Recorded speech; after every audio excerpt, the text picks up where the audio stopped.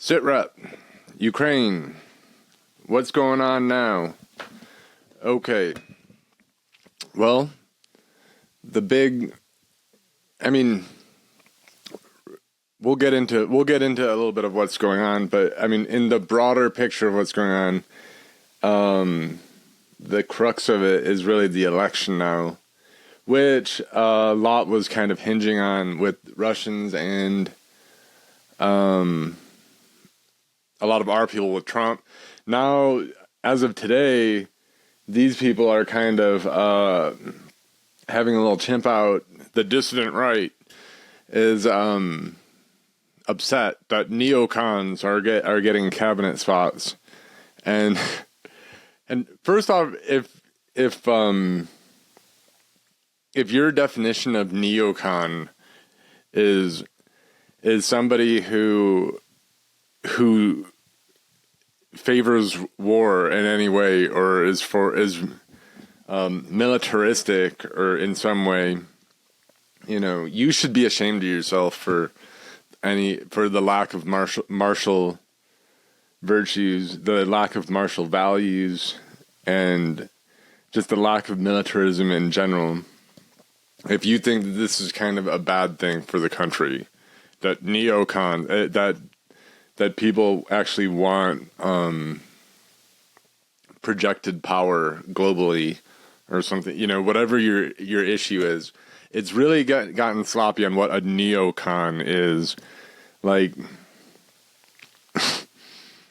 it doesn't even make sense anymore, and it's hard to even figure out what's so bad about this, except that someone might actually want to defend America or want to project American power in some way, or not be just completely acknowledge anyone who doesn't consider our own country evil and that doesn't think it needs to be dismantled and destroyed and let it be overrun with the entire third world is like a neocon or something. I mean, because that is what it seems like it comes down to with these people. Like, they just take it for granted that America is bad or something. Like, the way that these people talk, like they'll say that such and such, the CIA did this or something, as if it's these are bad things going on. When really your default, if you hear about the CIA overthrowing some I don't know, foreign regime or something, your default should just be to trust that it's a good if you don't know anything about it, you should figure that you should root for your own side. Of course, we're a little we've gotten a little postmodern with some of this in our country, where that just doesn't really happen, especially not on the right wing. Anyhow, it looks like people can be forced to it in some way now, which is always why we've said that the war is good, because exactly in the way that what a neocon used to be, and compared to say a realist or something,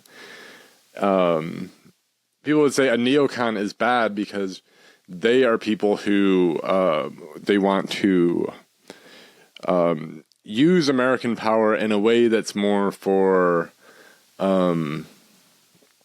human rights or something. That's a little more leftist. That's a little more secular, humanistic, for these kind of reasons. That would be why, you would say, well, in the past, it would be more, you would debate why we should carry out these wars or so, or why the neocon way was good or bad or so, And a lot of what people would say, it would come down to neocons, is that they are breaking the prime directive or something, that they're forcing American values on people or something, or are using human rights violations or something as a like justification for war, or like or what have you, you know, you're saying that somebody is bad and that's why, where, you know, you would say on the proper way that you would handle it, just from a nationalist point of view, from a realistic point of view, from a traditional way, is you just look at it purely in the national interest. You know, who are our friends? Who are our enemies? We say what benefits us ultimately. You know, not necessarily who shares our values or something, but who can we basically make we can make it happen with? Who it benefits us? You know, this is also really not a correct praxis to approach how you're going to do things, how a foreign policy should be. I don't think you should be swinging to extremes with these things. But obviously the national interest should be what it really comes down to. And in one way or another, your values should align with reality, frankly. But now anybody at all who basically wants the U.S. to be like a powerful country globally would be like a neocon. Now, and then the good guys or something are the people who hate our own country and like the third world rising against us or something, like BRICS or something, who, you know, and basically they cast the U.S. as responsible with all the conspiracy theory, you know, and so forth. But they figure that that's going to be the Trump agenda or something, is to dismantle the country. He's basically an anti-American, thing. But why should he do that even if he had some weird bent on it? You know, it seems like that wouldn't be what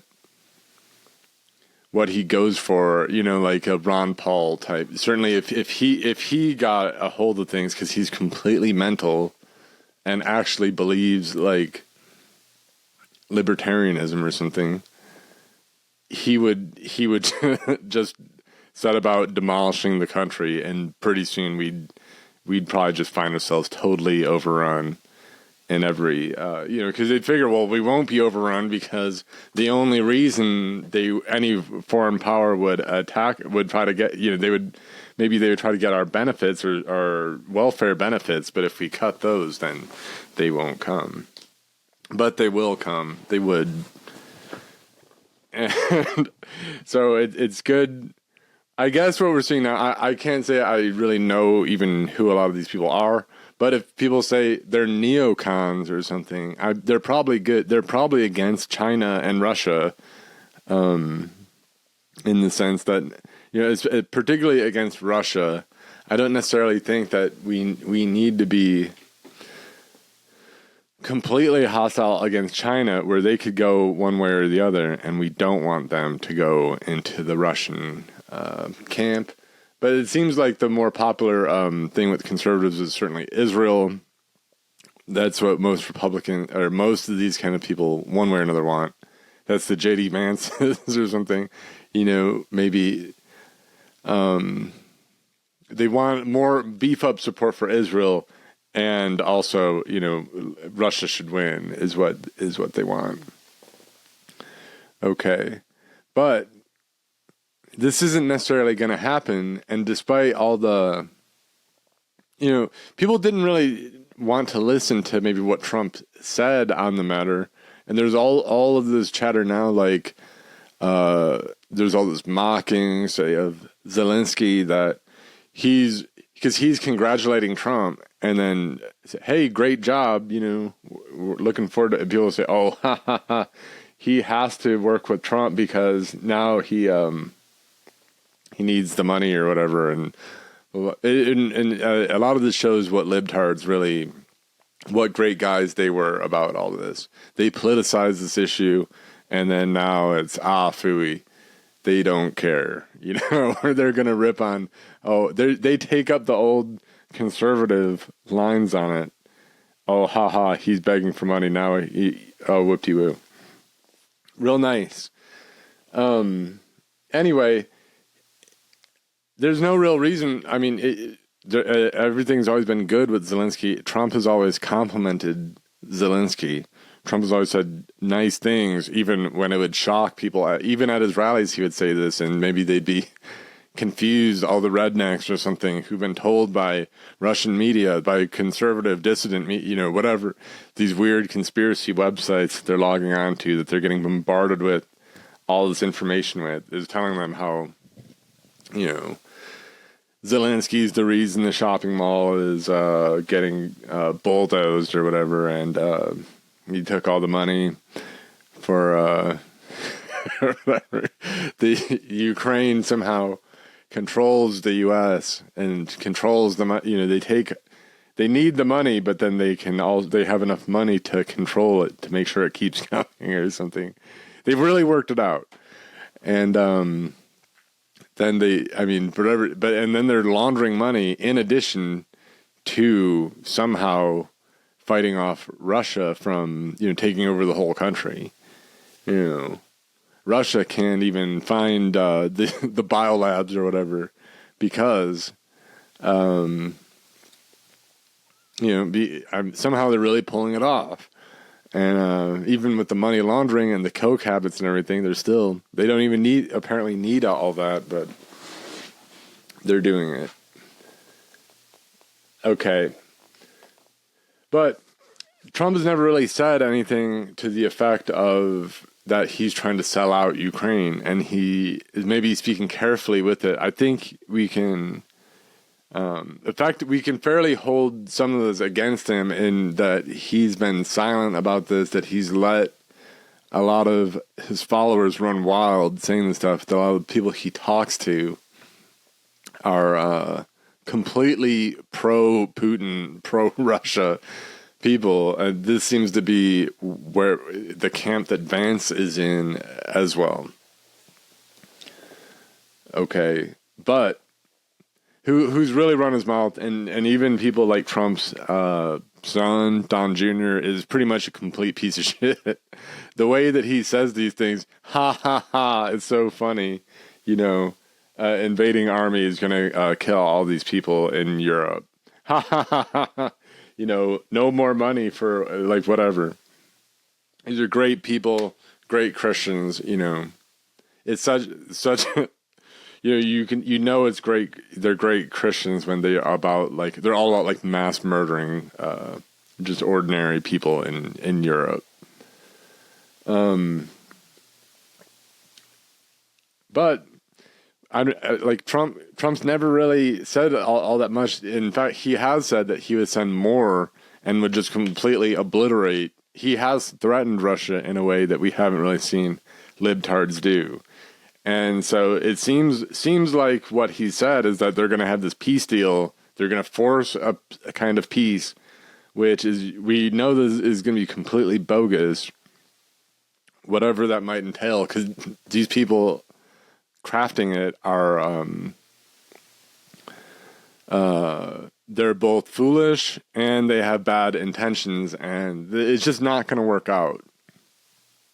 Okay, but he said that if this doesn't work out, then we're gonna back up. We're either gonna cut money if or we're gonna send more than ever, so that who knows how this is gonna work out. But he has made these threats. It could go. I was prepared for it to go either way, depending on who Trump puts in there. I think there's still room for some more really bad people.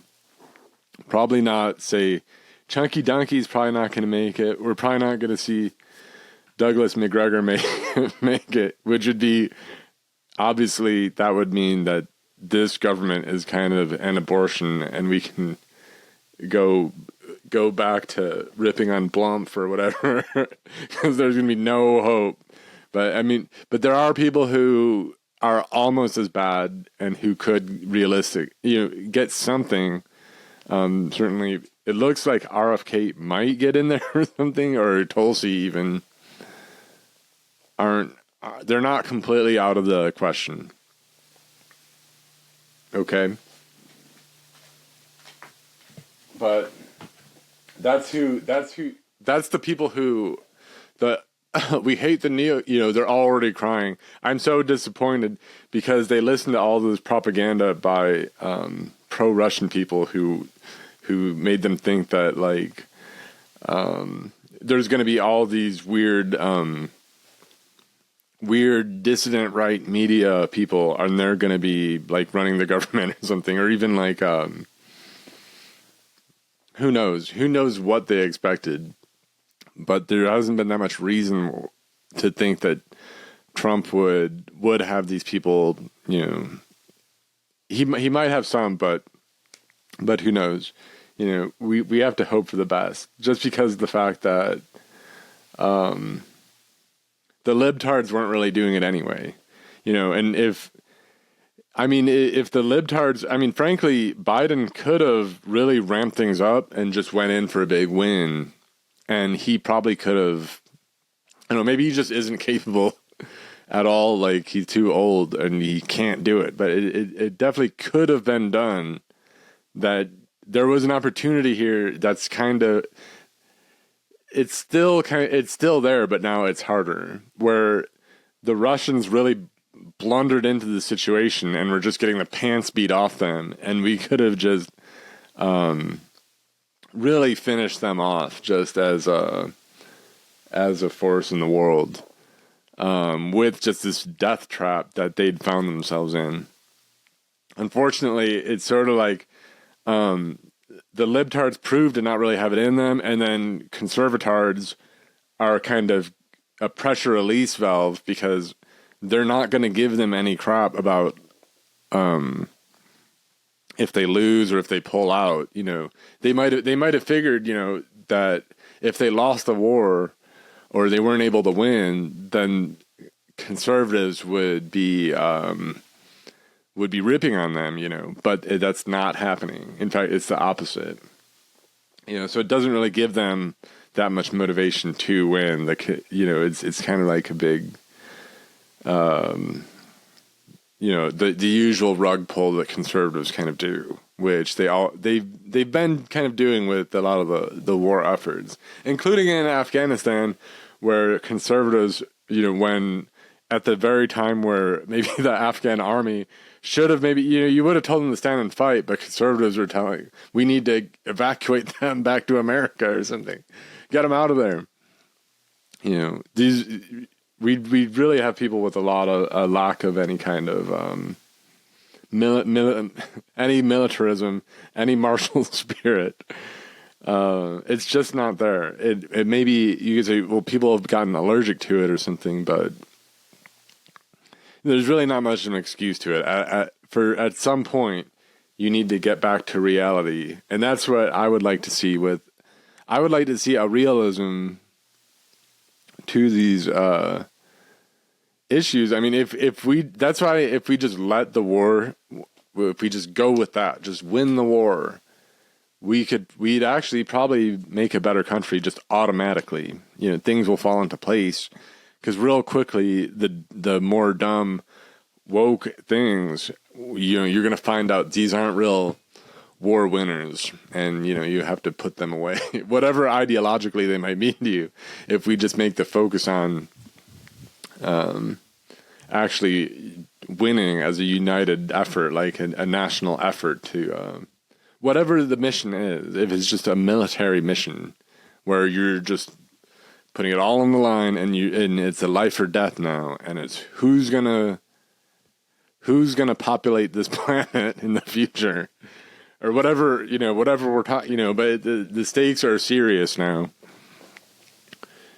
You have to put away a lot of the dumb crap, but what we have with the realists is really cowardly type, mushmouth people like Mearsheimer or whatever. And this whole kind of thinking is kind of like I think it's kind of a joke, and because they never want to actually, like realistically, if you just want to realistically approach foreign policy, why not just, like, hey, let's not care, what a lot of this has been in the past, just there's nothing we can do about Russia or China. Maybe there's just nothing we could, even going back, it was realistic for a long time that there's nothing you could do about the Soviet Union. So you just have to live with it. And realistically, we can navigate kind of a position in the world, but, we have to be realistic about, not idealistic that we could get rid of. If we could ever get rid of the Soviet Union, that's obviously a force to stay. But then it turns out it's really not. And the slightest pressure you put on these people, these Russians, they collapse. And then you see, not necessarily. And we've, I should be careful with that kind of rhetoric, because we know some people who maybe have used similar for whatever. But we've seen it done in the past. So realistically, we can realistically go, you should be able to go both ways about this. It's not idealism to think that we have the best country, that we're the strongest, that we could kill pretty much whatever enemy you name them. That's realistic, but you don't really hear that. I like who uses that as their starting point, that nobody can actually beat us, which is a fact. And I mean, this is why I don't know. I don't really hear it. You could say, hey, why don't we really project power into the global south and do whatever we want, and no one will be able to beat us? How come realists never get that realistic? That's not in our national interest. It really might be. I can think of a lot of things that can come out of that we can do with that. That if we really want to just go full on military force and just figure we're the most powerful country, and no, you can't really mess with us. And aside from moral qualms, there's very little that will stop us, and our casualties will be quite light. I mean, I never really hear people get that realistic. It's usually just that they're acting like we're on the verge of collapse at any moment, and Russia's so strong, and they're so badass, and like there's nothing we could do. But actually, we've seen, like, as much as people are still trying to kind of fool us again, like for a while it was like everyone noticed. When Russia first invaded, it was like the whole world was like, wow, these people are total pussies. They're a joke. Look at they suck. The Ukrainians are beating the pants off them. Russia tried to, everyone knew it should have taken Russia not that long to take this whole country down. And then they can't do it. It's incredible. And now they're struggling. They're taking all these casualties. Years are going by, and they're pretending like we only have limited objectives to, but they can't do it.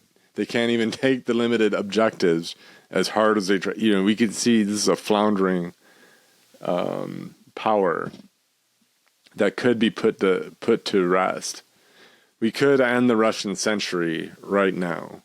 Everything that began with the Bolsheviks, all the whole Cold War stuff, all the stuff, even the stuff with the Tsar and stuff, Pan-Slavism and things like that. Everything that they pulled in World War I to, Russia.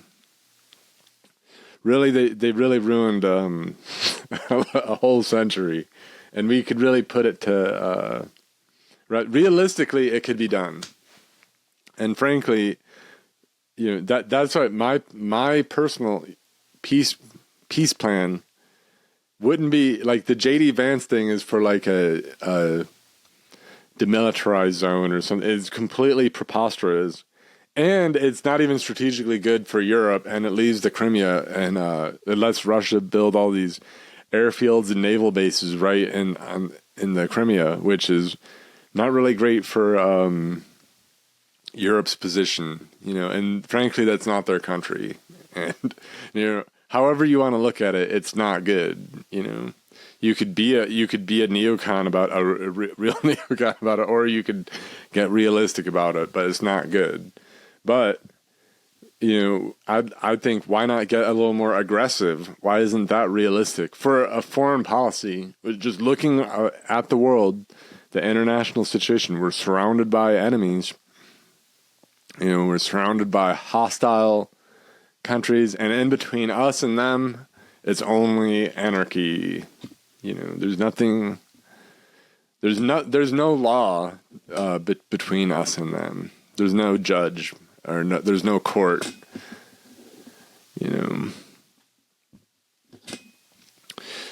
So why not be a little more aggressive about it, or be, actually project strength that we do have, that we have in silo after silo and base after base, and nobody else has anything close.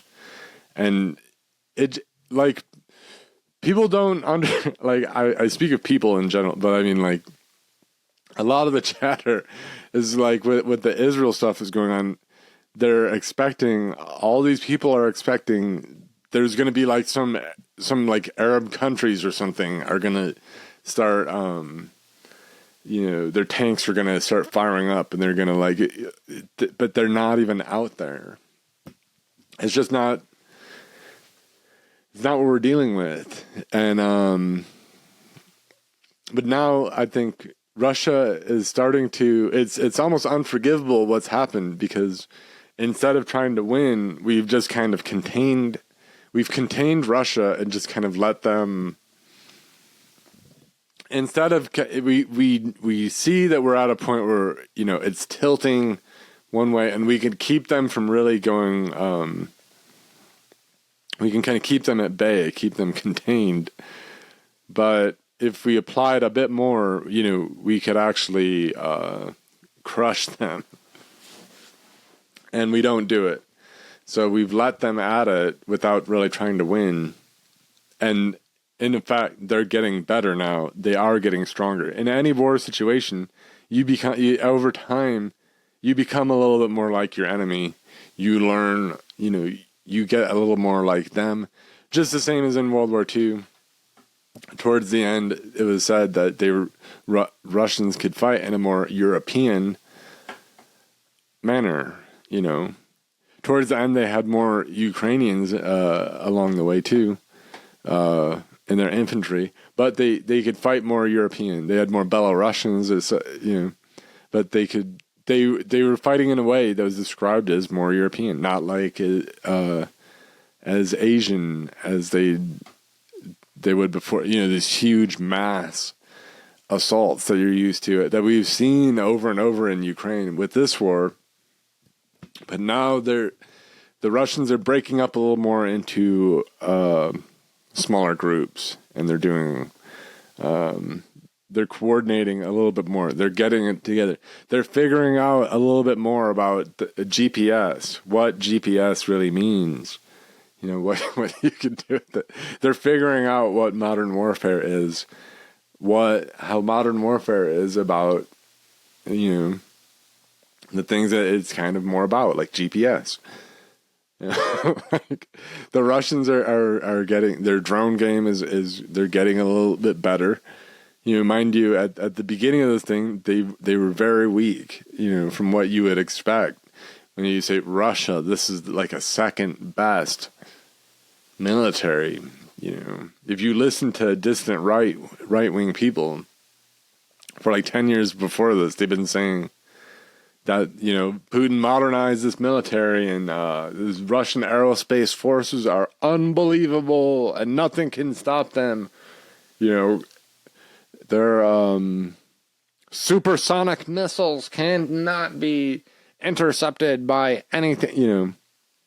This was, they were saying almost like this might be even better. This could, there's no way American LGBT military can beat this. These Russians, This strong, modernized Russian military.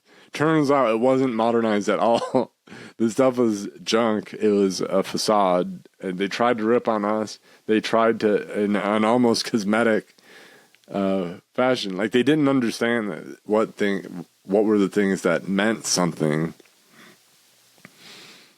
And then you just see them get the pants beat off them, and it is very clear that those 10 years were a waste. And that, so this is really a good moment where, they're caught out in the open, and they could be completely wiped out. Fair and square. Even right now. I mean, my peace plan would be would be to just introduce, at this point, maybe you couldn't suggest Biden do this, but maybe Trump would. No, I don't know. Probably nobody would be willing to do it, but this would be, if what I would do, as I would just introduce U.S. troops right now and just make it real clear that this is going to be a limited special military operation, not a war, in fact, a special peace operation, not a war.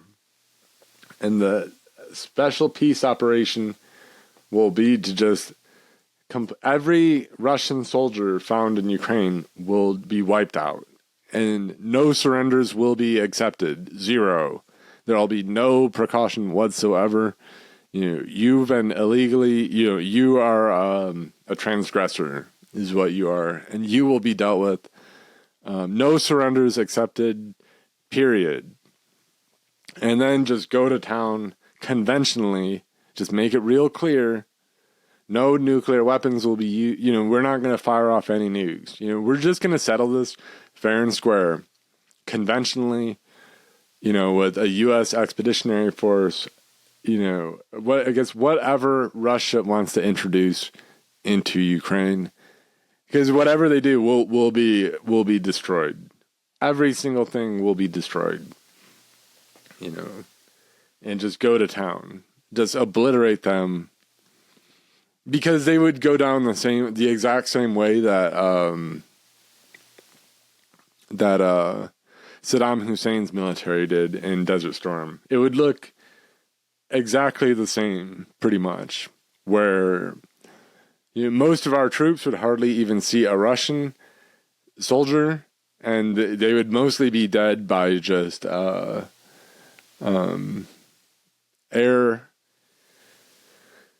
strikes, and that would be the end of it. That would be the end of that, and they would have nothing to really, do about it, because these people, and I use the term loosely, they can't even effectively suppress enemy air defenses. So they don't even have. Where would they even start? To try to beat us back. It's just not happening. And it would be like Russia facing, to just get realistic, if we want to just make a conventional battle, because who knows what nukes would look like, and who knows what that would even go, but just say this is going to be a limited special peace operation only in the Ukrainian theater, not really encroaching far into Russia or trying to really go all the way with it, just special peace operation. Every Russian soldier is a target, and they're just going to be obliterated, and they're going to watch everything melt away, and they wouldn't hardly probably dare trying to go nuke after that, because they could probably figure how well that would go. But they really need to be put in their place. You can say that could be dangerous in some ways, but what is fair and square, isn't it? If we could do that, I mean, wouldn't that be the proper way to do it? I mean, I think that would be correct. And if they did that, I would also be the first volunteer. So.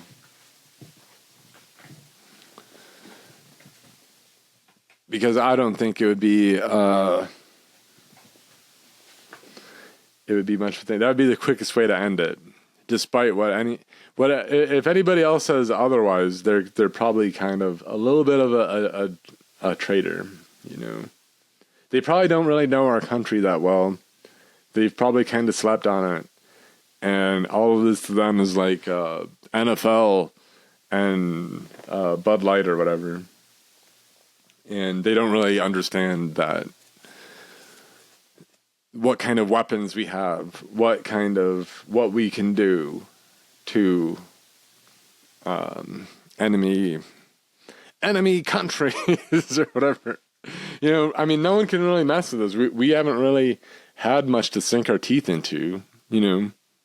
You can say, oh, the Russians, you're real good at fighting barefoot goat herding peasants. It's like, you mean like you know, do you even have running water in your, you know, like, you mean like you? Like, just because all these third world countries are a bunch of pussies, just because they can't really fight, you know, don't blame us for that. And you can't really fight either, you know. If we wanted to really go to it, you're not much different than a barefoot goat herder. You're from Russia, and you know, your country is a post-apocalyptic, dystopian nightmare with, you know, people shooting up crocodile and making up, you know, pornographic videos, or, you know, like, I don't have any illusions about your country. You know, you have less paved roads than, like, you know, Saddam Hussein's country. Your country is, I don't know. Don't even try it. Saddam Hussein probably had a higher standard of living. And frankly, the Ukrainian military wasn't really, you know, it wasn't really a more powerful force than at the beginning of this war. Was certainly not a more powerful force than Saddam Hussein had in Desert Storm. You know, and you see how that went, and Russia can't beat that. So, you know, we would do that to Russia. You know, realistically, that's just realistic.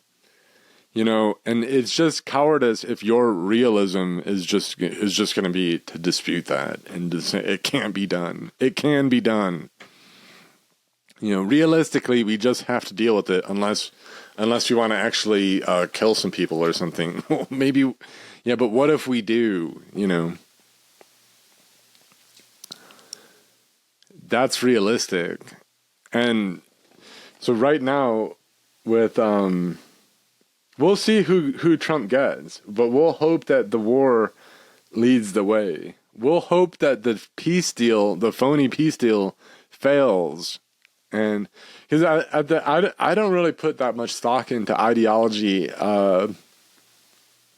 anyways, but I think that I don't think there's a really good ideology out there. I think that ideology, it's very pure to support Ukraine.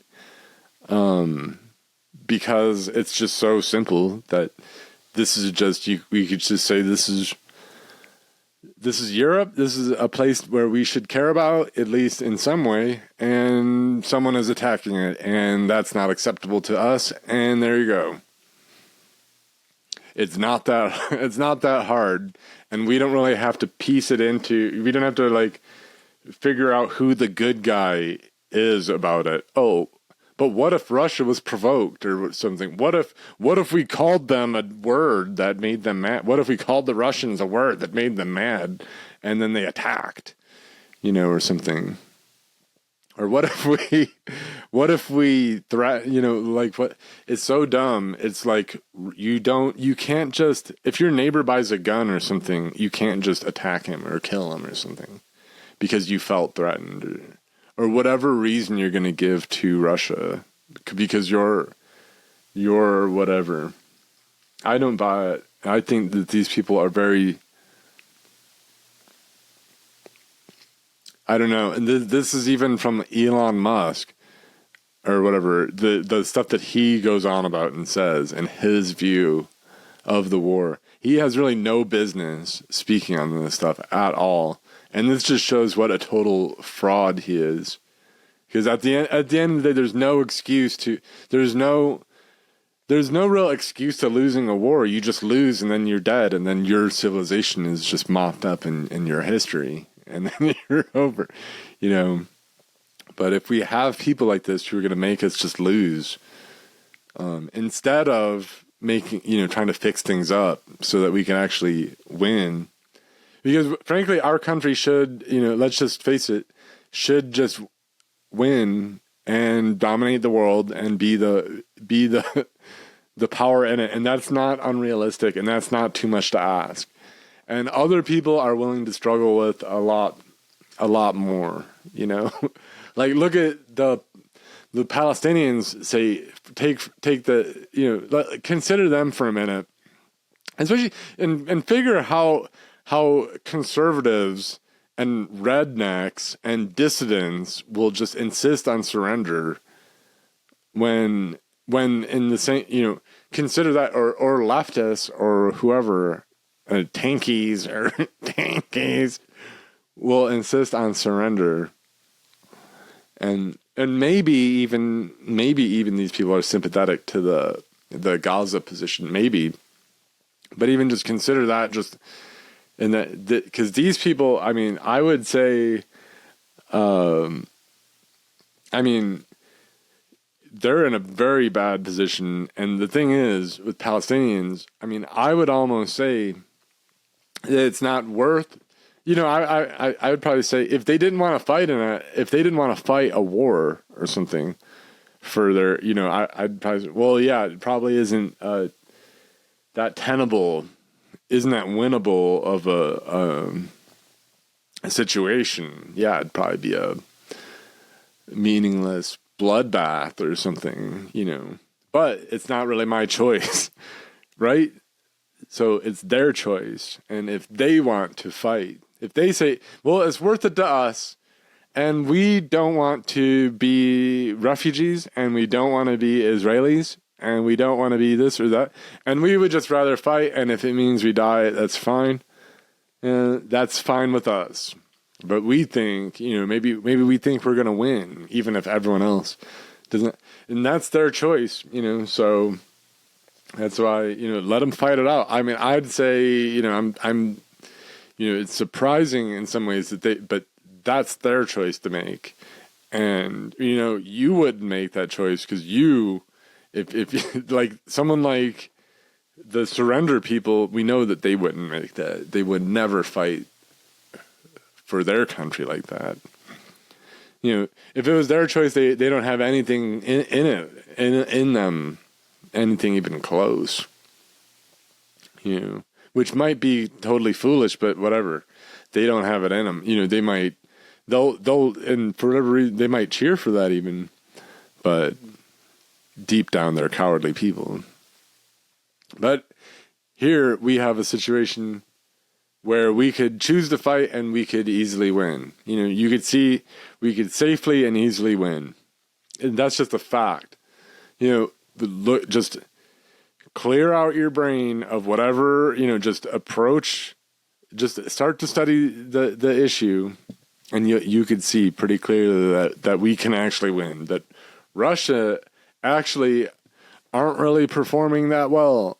And, despite what anyone said, and almost inexcusably poorly, like, it shows who they really are as a people, and they're not that badass. They are getting a little bit better.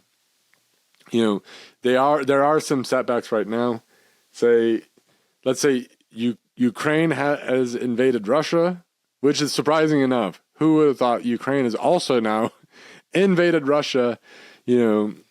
Russians bragged, and this was reported by quite a few dissident types, even like Jackson Hinkle or something, or resistance personnel, and it said, "Oh, well, Putin will get these guys out by like quite a long time ago. The date it's already come and gone. The Russians just can't do it. They can't pull off even the mild objectives that they set for themselves. They fail at. but they are pushing. There are some breakthroughs in Ukraine, but they're not entirely catastrophic. And in the scheme of things, yeah, they are moving a little bit further. They are but the real bad thing is that they're starting to adapt a little bit more to modern warfare, making them more difficult. They're not a complete, like, don't get me wrong, they're not a total pushover. This is a deadly threat. It's just one that we could handle. It's very strong, but it's one that is not as strong as has been as people have made it out to be. It is one that can be destroyed if we have any willpower. The libtards didn't have it. I mean, because Kamala could have said all this stuff. She could have said, when she gets in, there's going to be no targeting restrictions, and they're going to be launching missiles deep into Russia, and they're going to be doing this or that, and it just wasn't really happening. So we didn't really need more of the same, because we don't really want a stalemate or something or whatever that the libtards have gone out have got. So for a while it looked like the libtards were doing good on this. Some of them still are. If you're a libtard who's all about Ukraine, that's awesome. But it seems like a lot of the libtards are gone now. I mean, maybe not all. Maybe a lot of them are going to be pretty much supportive or so. Who knows? But we're seeing a lot of libtards who seem to be kind of walking away from the whole thing. They managed to politicize the issue, to the detriment of the issue. And now that it's not really for them, they're good. Which shows what what good a lot of these people are in the end. And like I said, I said a long time ago, we can kind of let the war be instructive. We can try to learn new things from it, and it probably will reveal. Like, for instance, the best ideology would be the one that that wins the war. So if you came in with the big win and that was your thing, I'd have to give it to you in a way, But we could also see the goodness and the badness come out as things go.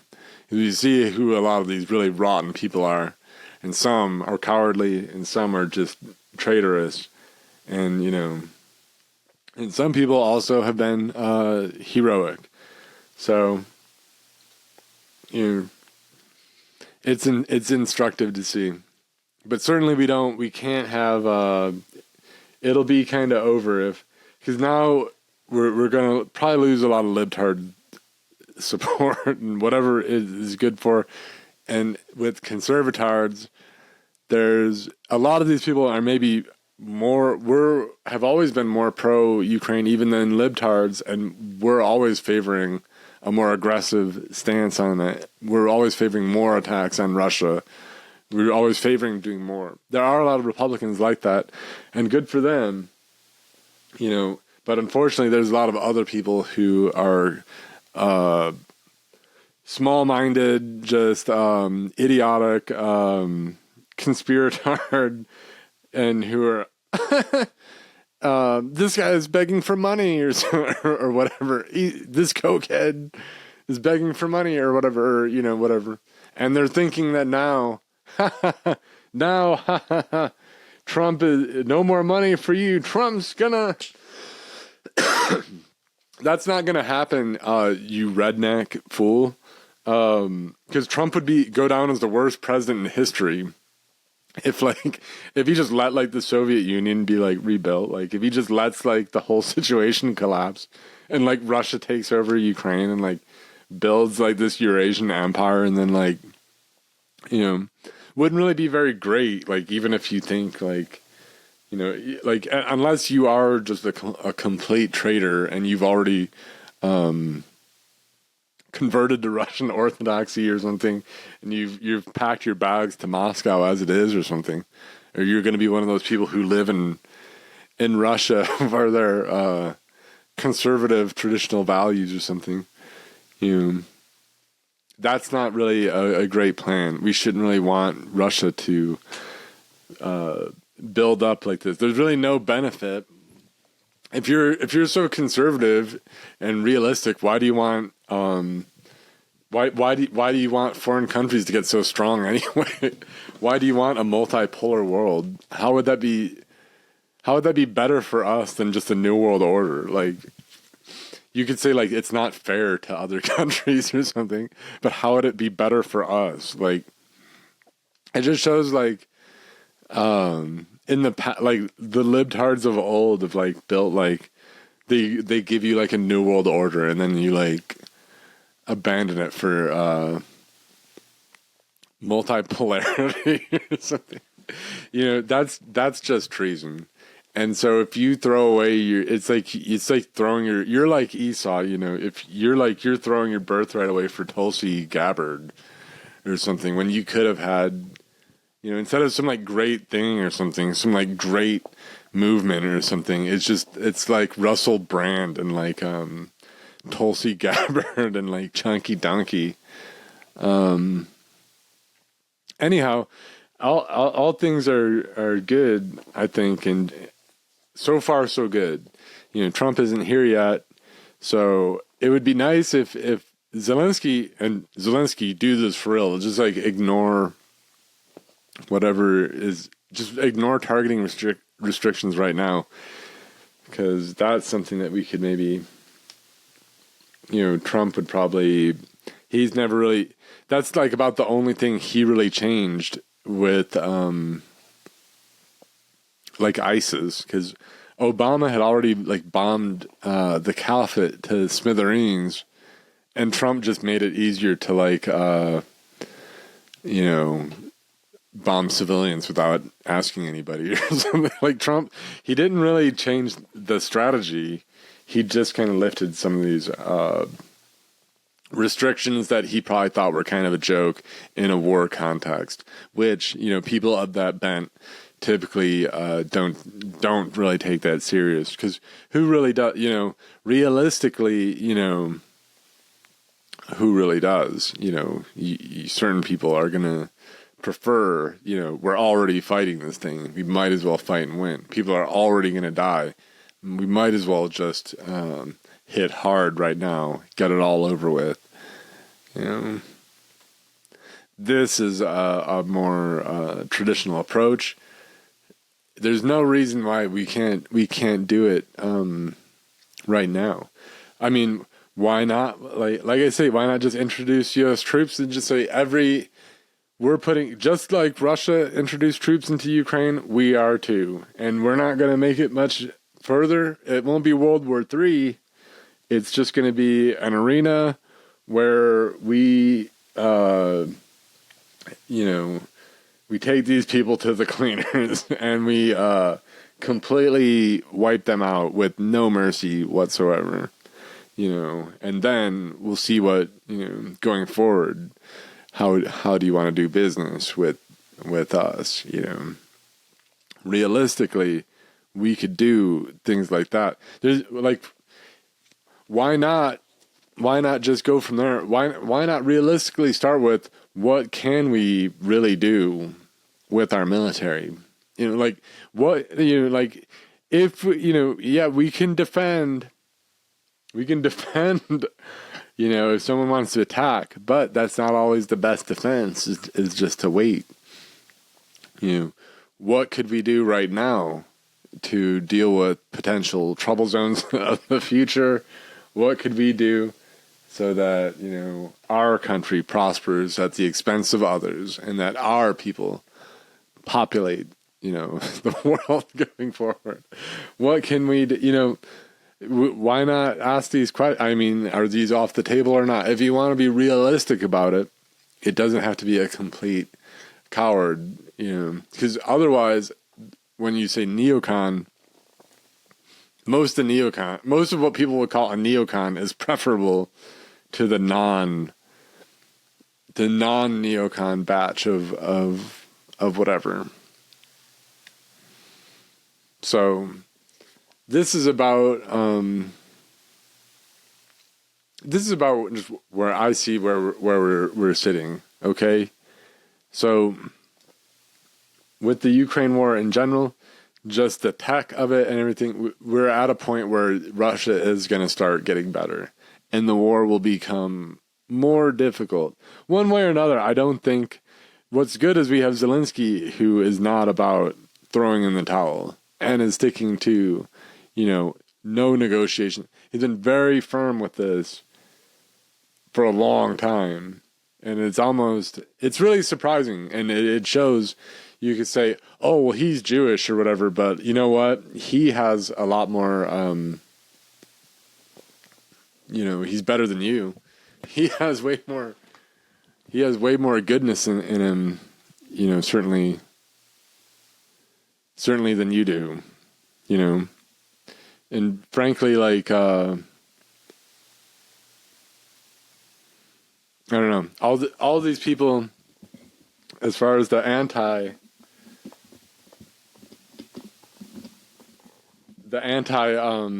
neocon crowd, it's pretty much the worst people.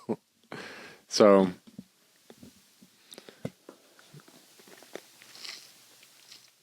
I don't know. It's good that they're getting disappointed, and we'll just have to see going forward how this turns out. But I mean, as of now, there's nothing to really be upset about. These people are really upset. I mean, there's only so much, like, to me, like, everything. I think Trump can be good just because he could be good for Ukraine, because at least he presents an option where things are good, where the phony peace deal breaks down, where we can really set things to win. As long as everyone gets sidelined in the bogus distant camp, in the which Vance is part of, which we have Elon Musk in there, but maybe these people can even come around in some way. If it's just, maybe Trump can say, just, this is what we're going to do. And we're going to actually, and he could, even though these people don't have the goodness in them naturally, they have enough opportunism that they'll still, help out the war effort. As some of them already do, like Elon Musk, he's a piece of shit, but his companies are already, he already is a defense contractor who is, his companies are putting in work for Ukraine. So there you go. So even though he's a piece of shit, he's profiting off this. So therefore, he's doing good. Great, whatever. It all works out. We don't really care so much about money, or whatever, that's not what this whole issue really is. Because that's all whatever, But I think that this is about the situation right now. It's not, it's better than it was last month, say, and it's better than if Kamala won. As far as for Gaza and Palestine and all that, yeah, it's actually way worse for them now, because now Israel is just going to go to town with some of that, which may or may not be good. Depending on, the Israel war has not really worked out that great, just because it's become, it hasn't really been like, it's not like Israel's like, hey, Ukraine, we're in this together, we're fighting a war right now, and in some ways we're like we're like the West or something. It hasn't really worked out. There isn't really a broad front to this. It's actually a very divided, so we're not really gaining or losing out. In fact, they've kind of set up a thing like, oh, we don't have enough shells to give to Ukraine because we have to give everything to Israel.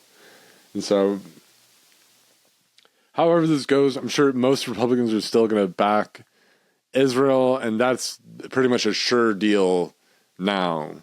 Now, for as much leftists or whatever wanted to make this happen, now Israel has pretty much free reign to do whatever they want. It looks like it. Maybe Trump will do something else. Who knows? But probably not. That's not even. He hasn't really ran on anything else, and nobody else in his camp is really. It's hard to really say that this is somehow anti-Zionist or somehow in any way. But that's what. But as far as Ukraine goes, it could be a different story, because even though so many of these people are hostile and would rather if we let Russia take everything and then just give all the weapons to Israel. It's not. It doesn't look like it's going to go that way. Just because not everybody in the it's not just full on dissident traitor types. Yeah. Anyhow, yeah. Those are pretty much all the worst people. If they get in there, if they become more of a presence, their furthest is they're definitely Vance is like their guy, and then if Gabbard gets in somehow, RFK Jr. These are really no good, especially Gabbard. If she gets in, it's almost it's such a blemish. It would be like almost. I mean, it would be just disgusting if this happens. In whatever capacity, because this is someone who's really no good. Anyway, that's about the situation. Anyhow, thank you for listening.